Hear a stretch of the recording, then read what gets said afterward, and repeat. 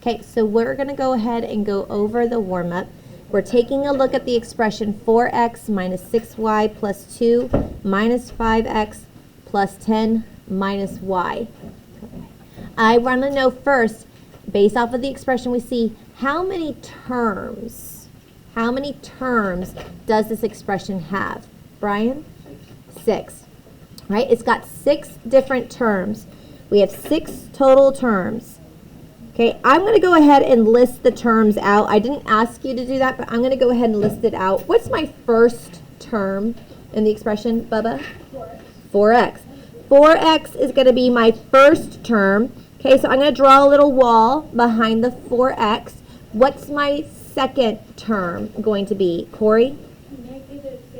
Negative 6y. Very good. Don't forget to include the sign. So now I'm going to put a wall behind my 6y. Negative 6y. What's my third term? My third term going to be? Let's go with William. What's my third term? This is my first. This is my second. What's my third term? Positive 2. Okay, so we have a positive 2. I don't have to write the plus sign. Okay, if it's positive, we know that it's positive without writing a sign. There's my third term. What's my fourth term, CJ? Negative 5x. Good. So we've got negative 5x is my fourth term. What's my fifth term? Go ahead, Brian. 10. Positive 10. We can just write 10. And then my last term. My last term is what? Go ahead, Corey. Negative 1y. Negative 1y. Notice, does it say a 1 here? No. It doesn't have a 1, but she knows that there's technically a 1 there. Right? We know that there happens to be an invisible 1. So it's like a negative 1. A negative 1y. I'm even going to write it down. Negative 1y. So there are my 6 terms that I have for that expression. Now we're going to focus on the constants. The constants. Remember we said constants are numbers that do not have anything attached to them. They are just numbers that are a part of an addition or subtraction. Right? So which values up here are just my numbers, my constants? William? 2. Okay. And what else? And 10. 2 and 10.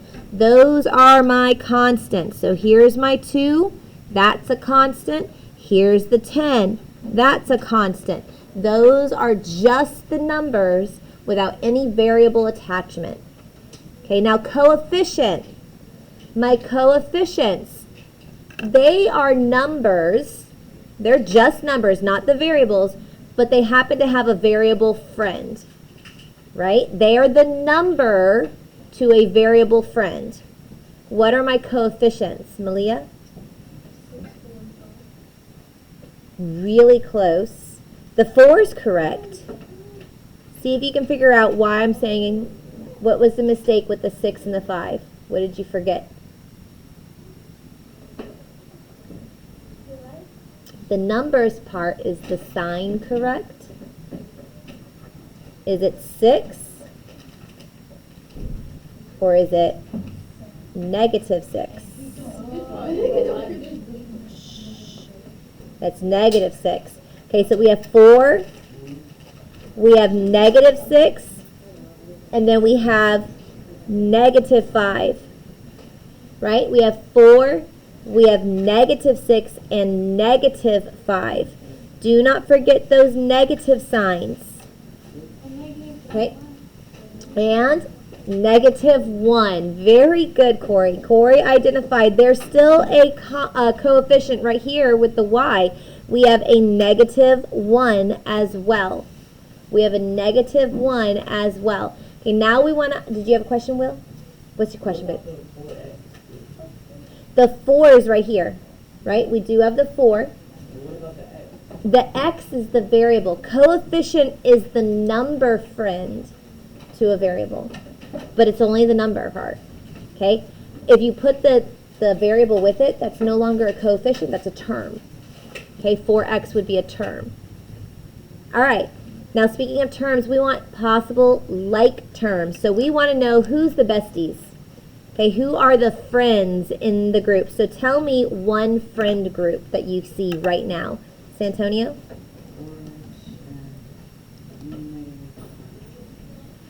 Very good. 4x and negative 5x.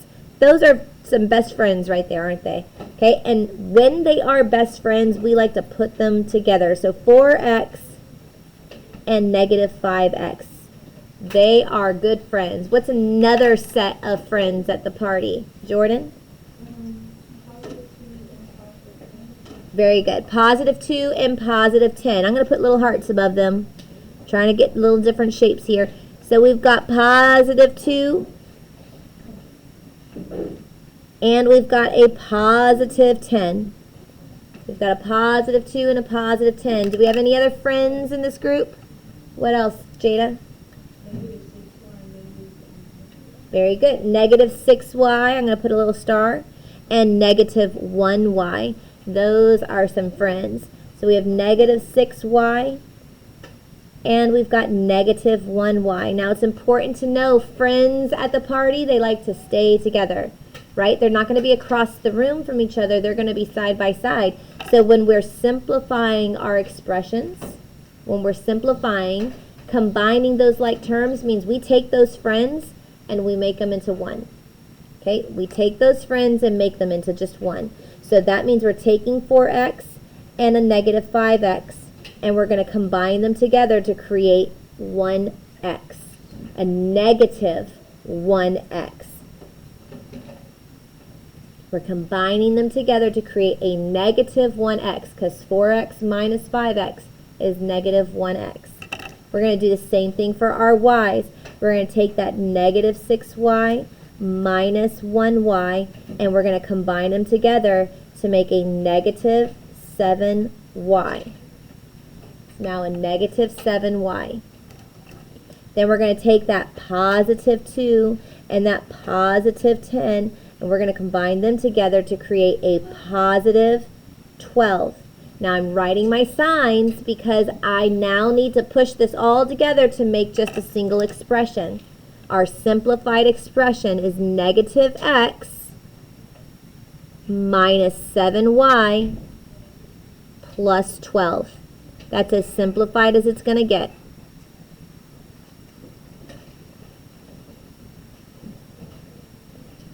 So what we're learning today is another method for simplifying called distributive property. So distributive property allows us to multiply inside of our expressions. So sometimes you've got an addition or subtraction problem inside parentheses, and you have multiplication on the outside of those parentheses. And what you're doing there is you are distributing it. You're distributing that multiplication. That means you're sharing that multiplication to every term on the inside. Now remember, it's important to know your signs with your terms, because those signs get included with your multiplication. So here I've got the value m, and I want to distribute it to the value a and to the value b. And b in this case happens to be a positive because it's got a plus sign there. So I'm going to take this value of m and I'm going to multiply it by a. So it's m times a. And then I'm going to multiply it to b. So m times my positive b. Now underneath here, I'm going to put a plus and a minus sign. The reason I'm going to put a plus and a minus sign is because if m times b is positive, which one of those signs am I going to keep? A plus. But what if m times b was a negative? Then it's going to be a minus sign. Okay? So depending on the sign that you get when you multiply m and b together, that's going to let you know whether it's a plus sign or a minus sign. That's going to let you know if it's a plus sign or a minus sign. Jada, turn around. Are you If m times b is positive, we keep it positive. If m times b is negative, you keep it minus. Okay? All right, so let's take a look here.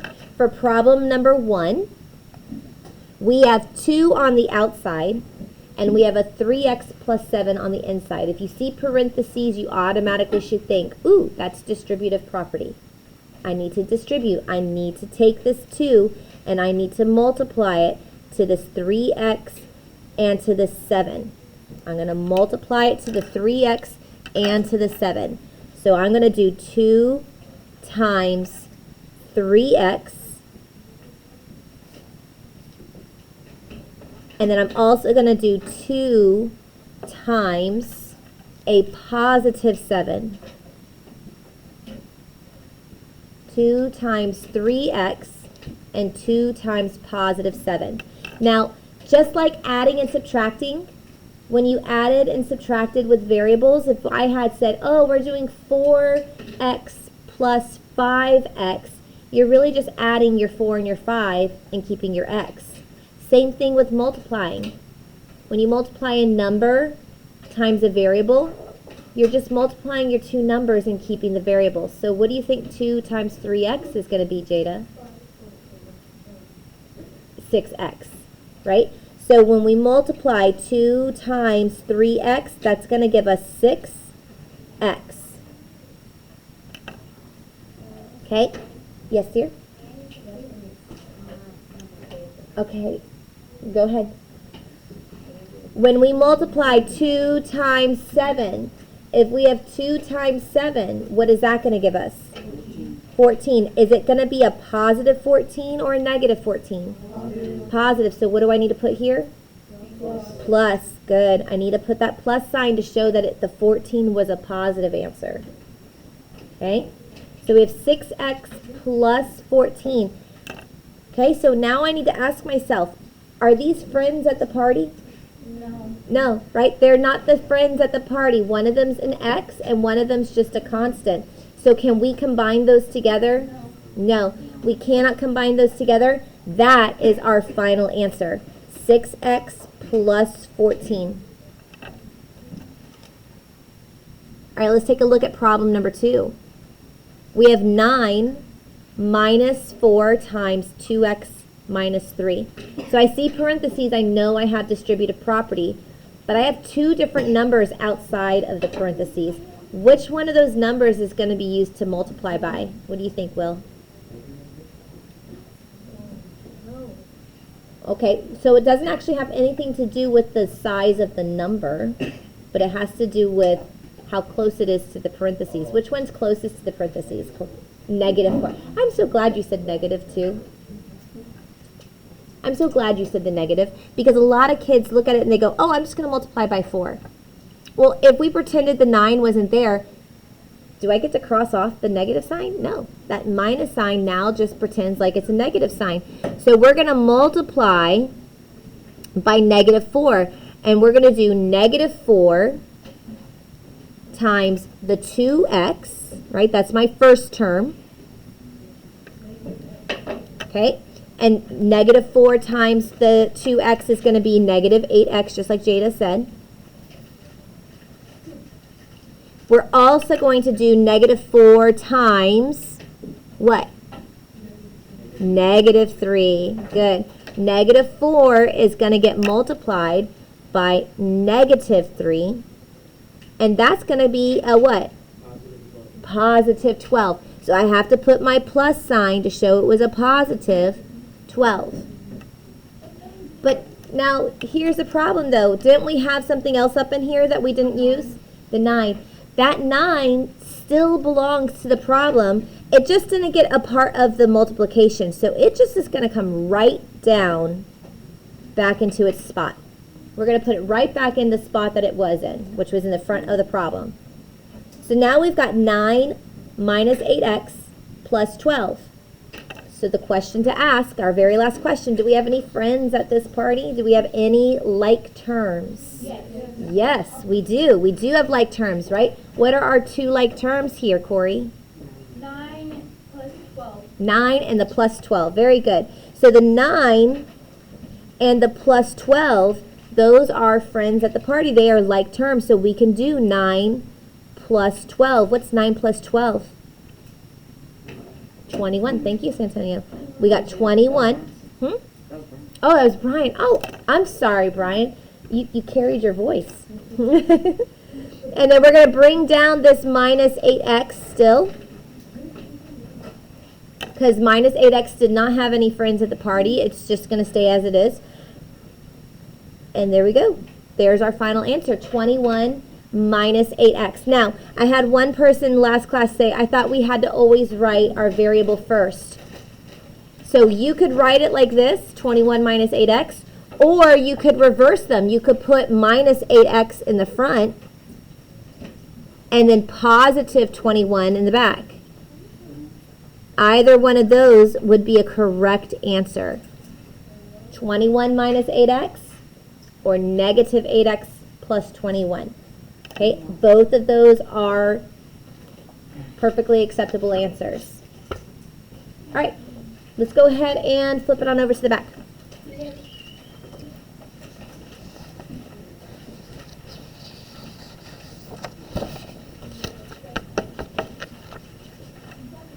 All right, let's take a look here. For problem number 3, we have distributive property. I see parentheses. What am I going to multiply together first? What two numbers, Amara?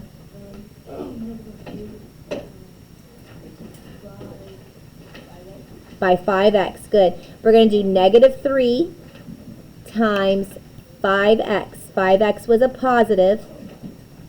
Okay, that was a positive 5x. So what is negative 3 times 5x? Go ahead and finish that off, Amara.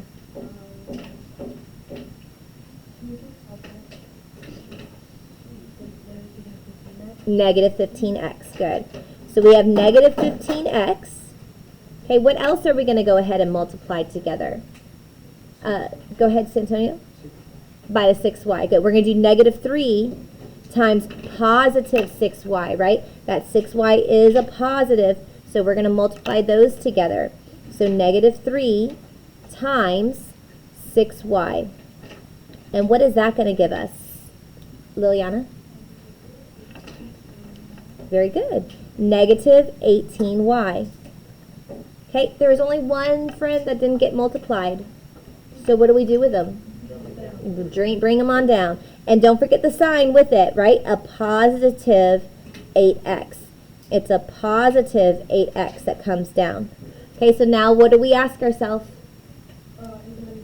Are there any friends, right? Like terms. Do we have like terms? What can we combine together? William, what can we combine together?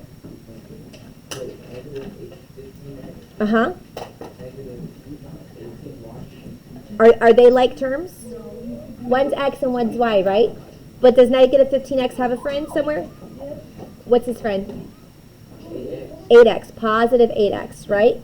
Hey guys, if I'm focusing on somebody, you let that person still answer, okay? All right, so we have 15x and we have 8x. Negative 15x and positive 8x. They are friends at the party, right? They can get combined together. So we're going to go ahead and combine them. That's going to give us negative 7x. Negative 7x. What about the negative 18y? Is it going to get combined with anything? No. So what do I do? Bring it down. Don't forget the sign. Don't forget the sign. So negative 18y gets brought straight down. So there's our final answer. We can't combine anything anymore. Negative 7x minus 18y.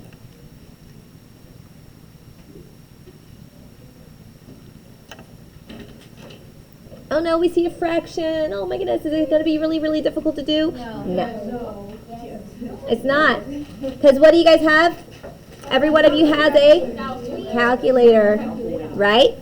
It's the same process, right? Just because it's a fraction doesn't mean it's going to be any different.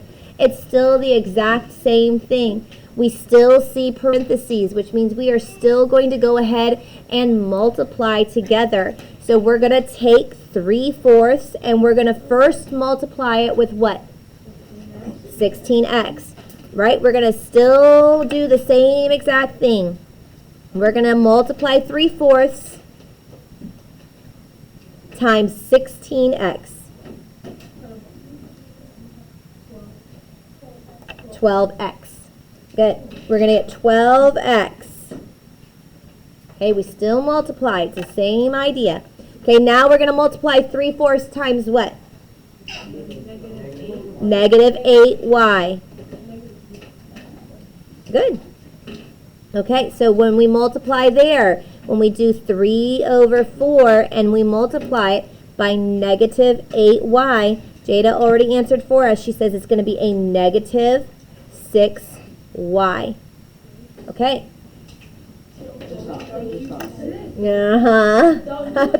Don't do it. Oh. All right. So, what do I ask myself? Are there any friends? Are these friends? Nope. Not friends because one's an X, one's a Y. So can we combine them? No. So there's our final answer.